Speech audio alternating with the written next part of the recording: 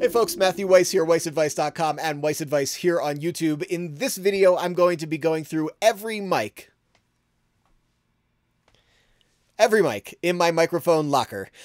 How I use them, why I have them, what I use them on, and also using them as my voiceover microphone, unadulterated, just straight on in through the preamp into Pro Tools so that you can hear the sound of it as I'm talking about them. So I've been recording professionally here for 17 years. This is 17 years of microphones built up over time. Pretty much any source that you would want to record, I have a microphone for that. It is my job. So if you have a particular sound that you are going for, chances are you'll be hearing about it in this video.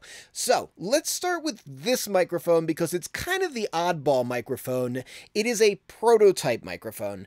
I got this microphone before it actually hit market, before it was developed, before anything was really going on. The interior of this microphone can be switched around so that different ratios of transformers can be selected, different resistors and capacitors can be swapped out, and the idea here was to help the developers test the microphone out. I think it sounds fantastic. It's a great microphone. But that does bring me to my very first microphone, the Circle Audio Evo 251. The first microphone I want to talk about here, well, that prototype that I was just speaking into, that was the precursor to this right here. This is the Circle Audio Evo 251. This is my flagship go-to microphone. I love this thing. If somebody showed up, gun to my head, and was like, I'm taking all your microphones, but you can keep one mic, which I don't understand why that scenario would ever happen, but let's put that aside. The point being, this is the one that I would be keeping. Why? Because it is my lead vocal microphone. I am a vocal producer primarily. Most of what I am recording is vocals, and this is the perfect microphone for that. 251 style microphones in general are great for vocals. They all share a certain similar tone curve that lend themselves to a really nice vocal sound. The main things being that the 2 to 3K range gets sweetened and softened without being repressed. And I find that that's very useful for getting a vocal to sound really, really pristine. In addition to that, 251 style microphones have a little bit of extension in the highs and a little bit of extension in the lows that just create an overall bigger sound. Now, why I like this one in particular, some of the nuances become really, really nice. The first is that the tone curve is a little bit more refined for a modern sound. The saturation that's in the top end has like no grain to it, so it's very, very silky. Silkier even than like the $20,000 Elam 251s. In addition to that, there's a little bit of it's not smile curve, it's actually more neutral. The older 251s will tend to build up a little bit in like the 250 to 500 hertz range. This stays flat in that range, and so I don't feel like I need to cut anything from that range unless I'm in like a weird space. And then there's also that extra bit of lows that helps out on a vocal. Now, speaking of space, the other thing that I really, really like about this microphone is that the cardioid pattern is a little bit more narrow than a typical cardioid pattern. Its side rejects a little bit better, so I find that if I'm recording in weird spaces, it takes to those weird spaces a little bit nicer than most cardioid condensers tend to. So what do I use this for? Obviously lead vocals, it's exactly for that, but there's also certain other places that 251 style microphones just really shine. Piano recordings, upright bass, and acoustic guitar all come to mind immediately. In fact, actually, there's a really, really good shootout on Mixbus TV. David Nazi did a shootout at, I want to say, Pulse in LA. And he did a comparison between this microphone here, the Evo 251, and a vintage Elam 251, I'm pretty sure. But one of the really expensive, fancy schmancy 251s. And it was a shootout done on male rapper, female singer, male singer, and acoustic guitar. And honestly, my preference is mostly this microphone, and I'll put the link in the description below. I'll put a little tag so that you can click and you'll be able to listen to that shootout and hear it for yourself. And I think the sound speaks for itself. So next up we have a KM184. It's a small diaphragm condenser microphone. I think no mic locker is complete without at least a couple of these. I actually did have two, but I gave one of them to my production partner because he records a lot of acoustic guitar, and I really like a KM184 for acoustic guitar. Now, there are a lot of good choices in the small diaphragm condenser family. I really like the Microtech Gefell M300. It's got like a nice broadband glowy saturation. And then on the opposite side of the coin, you have something like the Earthworks QTC, which is very, very flat and neutral. The KM184 kind of sits somewhere in between. It's a little huskier in the low mids than a small diaphragm condenser will typically be. Sometimes this is a good thing, sometimes it's a bad thing. It's also, like most small diaphragm condensers, very, very fast. The transient response is extremely detailed. The double-edged sword of this, of course, is that it also has a very reactive SPL tolerance. You cannot put too much energy into them. It's very easy to overload the capsule. I use the KM184 sometimes as overheads for drums, although not typically, although a lot of people do it. Sometimes as a reinforcing piano mic over the hammers. Very frequently as room captures, and of course, the number one thing I use it for is acoustic guitar. It's a fantastic acoustic guitar microphone. So this right here is the first big boy mic that I ever got. It's a Neumann M147. Now this is a pretty controversial microphone. A lot of audio engineers are not huge fans of this mic, and I think the reason for that is because it's so readily compared to a U47, and in reality they don't really quite sound the same. The U47 has this extended top with this very, very dark, smooth roll-off, so it goes way up into the high frequencies, but it also rolls them down, and creates this sound that takes the EQ really, really nicely in the top end. And then it's got a very big but well-distributed low end, whereas the low end on the M147 is a little bit tighter, maybe not quite so bold. And also the big, big difference is that the M147 has this little bit of grit and pinch that happens in the upper mid-range that a U47 just categorically doesn't have. So I don't really see them as being exactly the same microphone. I actually sometimes prefer the M147, and it's going to be in a couple of places that might surprise you. I prefer the M147 as a kick-out microphone over the U47, and I prefer the M147 for miking bass cab over a U47. For vocals, I do like the M147 for a certain style of rap vocal, but outside of that, I don't use it so much because of that pinch. It typically doesn't sound so good. It does have kind of a nice vintagey vibe, but usually it needs some kind of EQ. But specifically on low-end elements that are supposed to be aggressive and forward, that's where this microphone really, really shines. But yeah, I don't really use it. Maybe on upright bass sometimes as well, depending on the record. But mostly kick out and bass cab.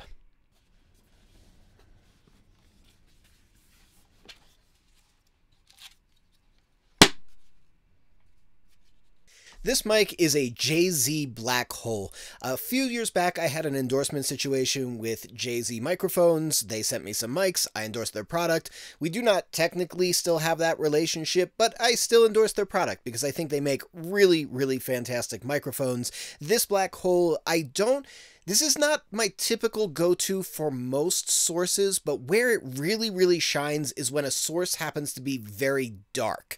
So if it's something where like it's a low male vocal or like a Bosendorfer kind of piano or something where there's just like it's like a dark Steinway or something like that, this microphone has really fantastic top end. It's hyped in the top range, but it sounds really smooth in the top range as well. It's also a very, very fast transient response, so it's really where I still like it quite a bit is for voiceover. Actually, the only voice I don't really love it on is my own voice, because I already have a naturally very bright voice. It can kind of thin me out a little bit, but if I give it the She-Sells Seashells test, you'll hear that all of the sibilance is very well articulated, but the quality of it is actually very smooth. She sells seashells by the seashore. Right? Really, really good top end, hypes it up. For a lot of sources, it might be a little bit bright, but for anything where you need that brightness to jump out, this is like the best microphone for that.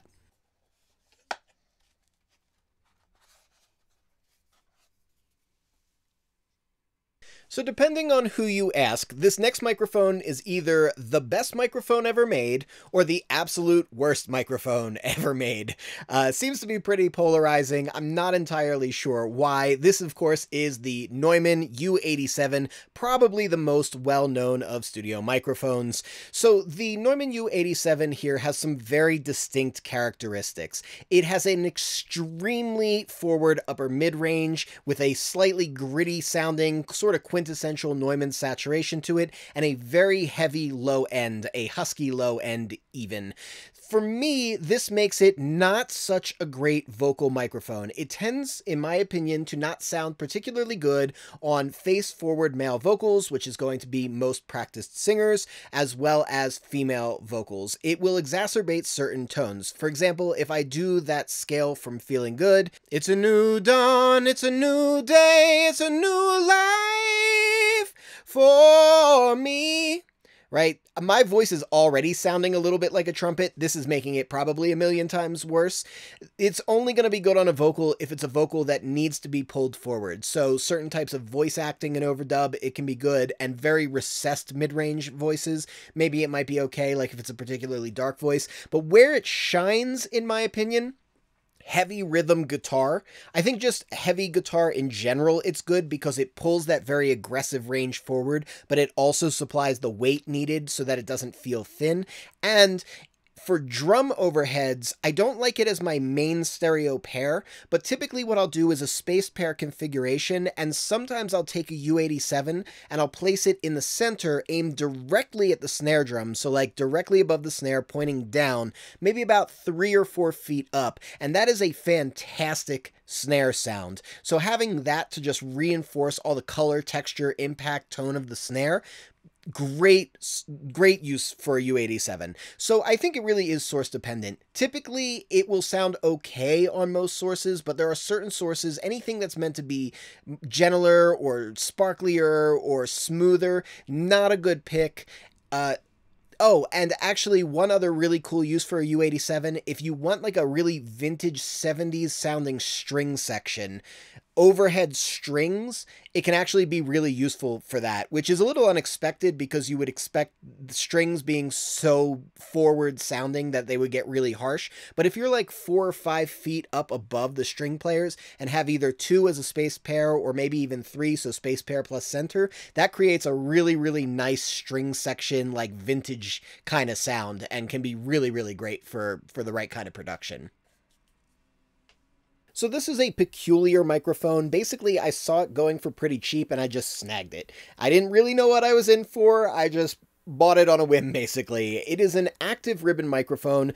It's called the Blue Woodpecker. There's not that many active ribbon microphones in the game. The only other one I can think of off the top of my head is the Royer 122, but it's pretty categorically different than the Royer 122. The Royer 122 basically sounds like a 121 with an extended top.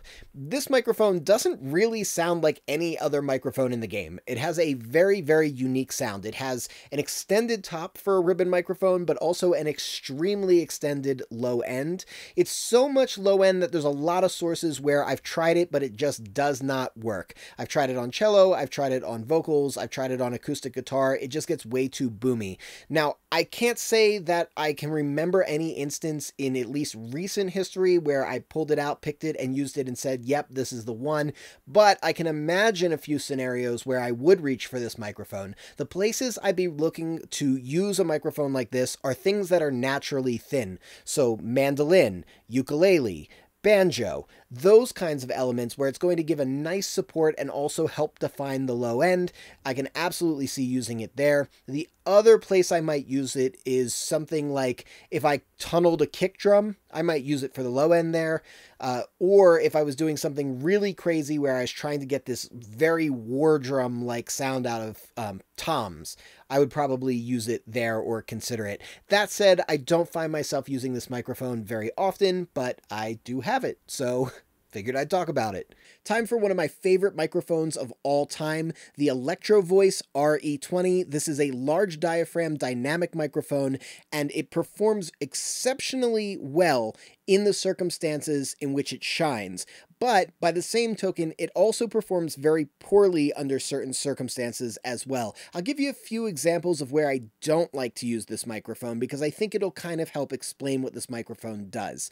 I don't like this microphone anywhere where I need a clean, transparent capture. So, for example, room capture. Not my typical go-to. It's just got too much saturation and too much color in that 300 to 400 hertz range to make the sound anywhere near transparent. The other thing I don't really like it for is where you need fast transients.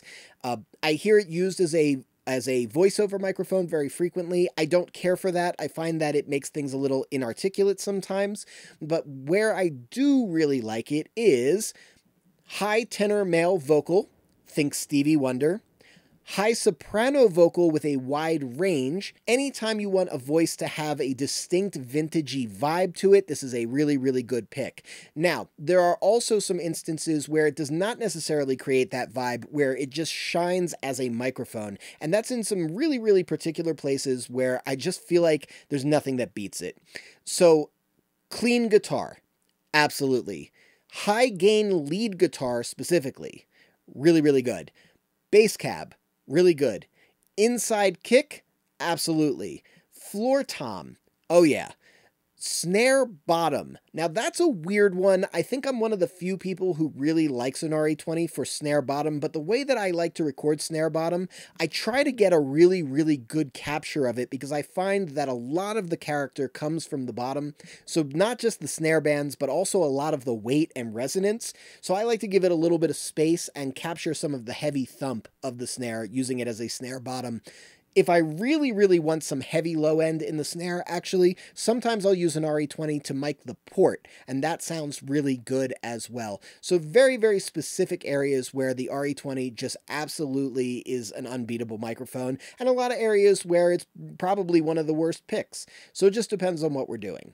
Next up, we have the Beyerdynamic M88. I have a couple of these. They're really cool microphones because they are technically moving coil microphones, but they sound and perform very similar to ribbon microphones. I use them in some of the predictable places that you might use a dynamic microphone, so I really like them on toms for like brush snare in particular, or wherever you want like a really thwappy snare. Sounds really good as a close snare mic, but I also use it in one particularly unexpected place where it performs really, really well, and that is inside piano.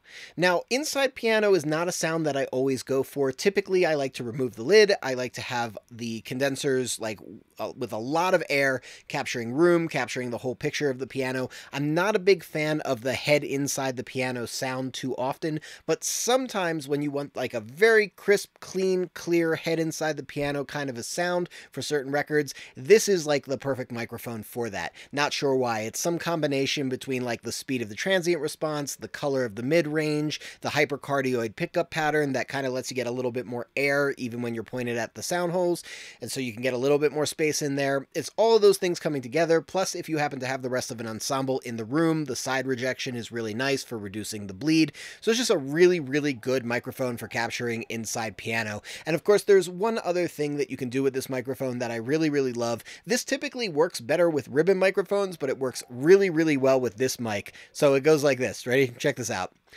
Baby, you understand me now. If sometimes you see that I'm mad. Don't you know no one alive can always be an angel?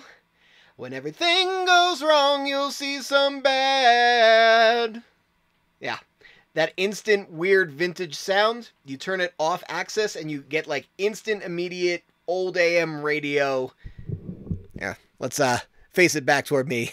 But it's a really, really fun effect that can like add some spice to a sound. You don't need to use like a convolution or weird processing to get it. You can get it right at the source, and it has like a really, really neat effect. So this microphone is really special to me. It's the Audio-Technica 4033A, and it is the first professional microphone I ever purchased. I bought it back in, I want to say 2001. I paid $250 for it, which was about $50 less than retail price. I bought it from my cousin who was selling it to me secondhand, and quite frankly, he probably could have given me a nicer deal on it, but what are you going to do? The good thing is that I still use this microphone to this day, over 20 years later, which is pretty incredible incredible. I think this is a microphone that not only outperforms its price point, but also outperforms its age. It's a very neutral microphone, especially considering that it is a large diaphragm condenser, which tends to not be as neutral as, say, like a small diaphragm condenser. There's a little tiny bit of pull in the mid-range, and there's a little bit of extra bass, but overall it's pretty flat across the board and pretty neutral, which makes it really good for capturing anything that you want just an honest capture of. So remember I mentioned that string ensemble, you could get a really nice vintage sound using U87s as overhead captures. Well, if you wanted a more honest capture, I would actually reach for the 4033A before I reached for something like a U87, even though this is like 1/10 the price tag. The 4033A, I think, is actually superior to the Audio-Technica 4040 and 4050 as well. I find myself preferring this. I will say there are certain times where I do like the 4050 a little better because it extends the top end, and sometimes we want that. But for just a good, honest, neutral capture that sounds pretty good on just about everything, Audio-Technica 4033A is definitely the way to go. If I had one complaint about it, I would say it's maybe not quite as focused in the low mids as maybe some of the microphones that are like 10x the price. But if you're talking about a really solid performing starter microphone, this is a really, really tough one to beat. This mic is a JZ V67. This is a microphone that I traveled around with a lot recording Acon. It's not the one that I use currently. That was replaced with the prototype of the Evo 251 and now has been replaced with the actual Circle Audio 251. But this is still a really excellent microphone and a very different microphone than most of the condensers that I have here. So there's a very specific warmth and saturation in the mids that's hard to exactly describe, but you can pretty readily recognize it. It's almost like if you took the personality of the RE20 and kept a little bit of that saturation, but stretched it out over more of the mids and made the microphone just a little snappier and faster. That's this microphone. So it's got a lot of character, it's got a lot of personality and body, and it's really, really good on vocals. Definitely not a second choice mic on vocals. It just really depends on exactly what I want from the vocal more than anything else. Also really good on things like I mean, this is going to be oddly specific, but like tonal percussion, hand drum percussion, like any kind of percussion elements in general, it's going to be fantastic, but especially percussion elements that are also making notes. That's where this microphone, I think, is completely unbeatable.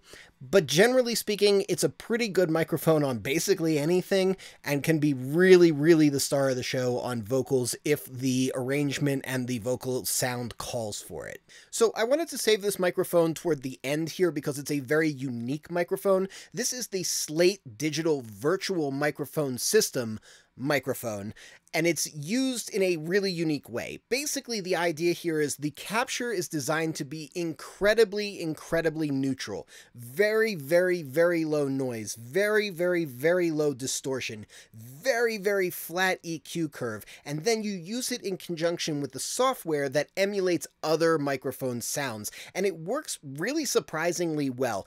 It does not necessarily match up to all of the microphones piece for piece. I would say that it comes in a very, very close second. If you really want to pick, like, split hairs over it, it doesn't have quite the spark that some of the other microphones it's emulating have, and the top end is not quite as pristine as some of the very high-end microphones that it's emulating. But that said, it is a fraction of the mic, and it is a real chameleon of like a whole mic locker in one single microphone, so you get a lot of value out of it, really. This was actually my original travel microphone when I was working with Acon.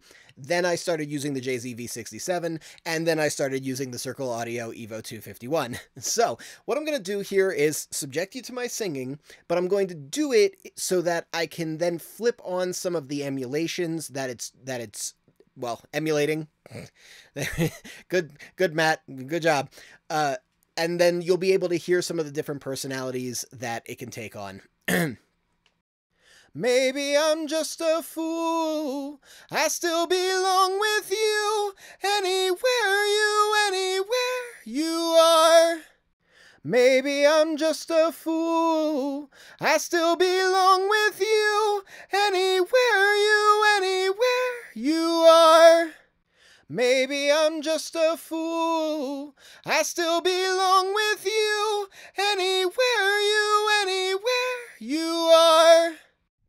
Lastly, I want to talk about my assortment of random dynamic microphones. I have quite a few. I started out when I was interning, when I was just getting my feet wet as a studio engineer. I was also doing a lot of live sound, which is true for most audio engineers. I think live sound is a really great way to cut your chops. It's very, very challenging. It forces you to think on your feet, and those skill sets will translate throughout your entire career. So I have a whole bunch of like SM58s, SM57s, but I wanted to highlight a couple of them that I thought were really cool. The first one here is an Electro Voice ND468. The reason why I like this microphone is, first, it performs a little bit more like a condenser than a dynamic. It is a dynamic, but it has this very clean, neutral sound with just a little tiny bit of that dynamic saturation, but it also acts like a dynamic in the sense that it can handle high SPLs, so you can really get it into like a drum kit. And what makes this really cool is this basket where you can change the angles around. Sometimes when you're close miking instruments in particular, slight changes to the angles can actually make a big difference, both in terms of the frequency response that you're getting and in terms of like the feedback that you might be getting in a live environment. So I really like this microphone for a lot of instruments, but particularly like drum kit, where just changing the angle ever so slightly gets a very different result. The other one that I want to talk about is the one that I'm speaking into right now, which is an Electro Voice ND76. So this is traditionally marketed as a handheld vocal performance microphone, and I think that is really where it shines. It still also works any place where you would typically place a dynamic microphone, so like, you know, toms, snare top, snare bottom, that kind of stuff. But I really like it for vocal performance because there's a couple features in this that I think are really neat. The main one being that normally when you cup the back of a microphone, you end up changing the frequency response, you tend to build up low end, and you also change the directionality of the pickup pattern. It widens out, so you tend to get more feedback. However, this microphone is designed in a way where if you're cupping the back of the head basket, you're not going to get that effect, or at least you're not going to get that effect as nearly as pronounced as you would with, say, something like a Shure SM58. Not that SM58s are bad mics, they're not, but they do have that effect where if somebody starts cupping the mic, it tends to not perform as well as it should. And if you've done live sound for more than 35 seconds, you know the first thing the vocalist is doing is probably this. Right? So this improves the sound of the vocal performance. In addition to that, it also handles proximity really well. If I get really close to the microphone versus get a little bit further away, this is more of a proper distance. The bass buildup is really not that bad, and I like that as well. Having a really good live kit ready to go is very useful because if you're early on in your career and you're doing live sound and you do a really good job with the live sound, it makes it easier to bridge the gap with the musicians to then take them into the studio and do a good job in the studio. So it's a good way to help gather those initial clients, which is exactly why I was purchasing these microphones. So I want to wrap up by mentioning a few things. First of all, the preamp that I'm using is an Avalon M5 that did not change throughout the whole demo process here. I did level match everything in post, more or less. I approximated it. There's no post EQ, no compression, no nothing. You're hearing just the straight in sound, so that you can get an idea of what it sounds like, honestly. Every microphone that I've mentioned, I'm going to put a link to get that microphone in the description below in case you happen to be interested. In addition, if you have any questions about how I'm using these microphones or you want me to go into more details or anything like that, get into the comments section, ask your questions. Maybe if you have a different experience with any of these microphones, feel free to share. There might be a use for one of these microphones that I didn't mention or I didn't think of, or maybe you've had a different experience where I've said maybe the so-and-so microphone isn't good for something, but you find that you use it in that exact regard all the time. I want to hear that stuff because it's really interesting to me.